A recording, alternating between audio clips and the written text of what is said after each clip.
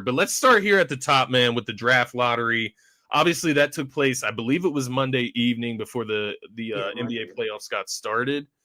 I'll throw it to you first because I've gotten to talk about this a little bit on the Philly show, right? Yeah. But what is your like biggest wow moment or biggest takeaway from the results of the draft lottery? Like, what kind of blew your mind in a sense? Well, I mean, what blew my mind, it's kind of obvious is the number one overall pick went to the Dallas Mavericks. And I feel like at some point, man, like there has to be some type of change revolving around this because it's like go back to last year, even the Atlanta Hawks. They was a play-in team, and they got the number one overall pick. Meanwhile, you got teams like Charlotte, Utah, Washington, like all these teams. But even last year, Detroit was a bad team, and it's like they're not the teams that's getting rewarded. While you have teams like Atlanta and now Dallas, they got rewarded with those high overall picks. To be more exact, the number one overall pick. The Mavericks was in the play-in game this year. Last year, the Hawks was in the play-in game. Yeah. So it's like, at what point do we kind of like address it? Because the Mavericks had a 1.8 chance of getting that pick, and they got it.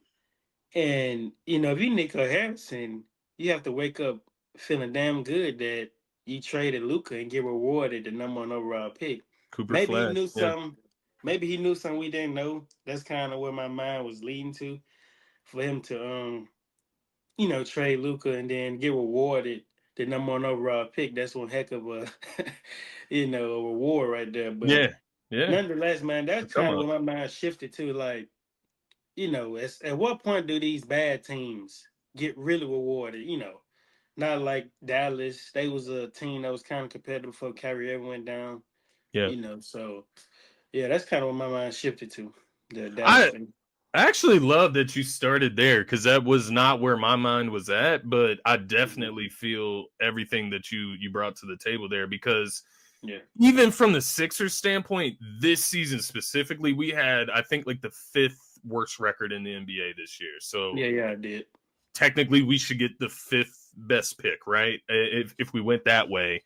But I was looking at it like, man, if we drop out of the top 6 and our pick goes to OKC, look at the rich getting richer, right? If that happens, imagine, to your point, how the Wizards, Hornets, even the Nets fans, right? Like some of these fans Nets out too. there, Nets, like these, I would be miserable. Like, quite honestly, like, what are you supposed to do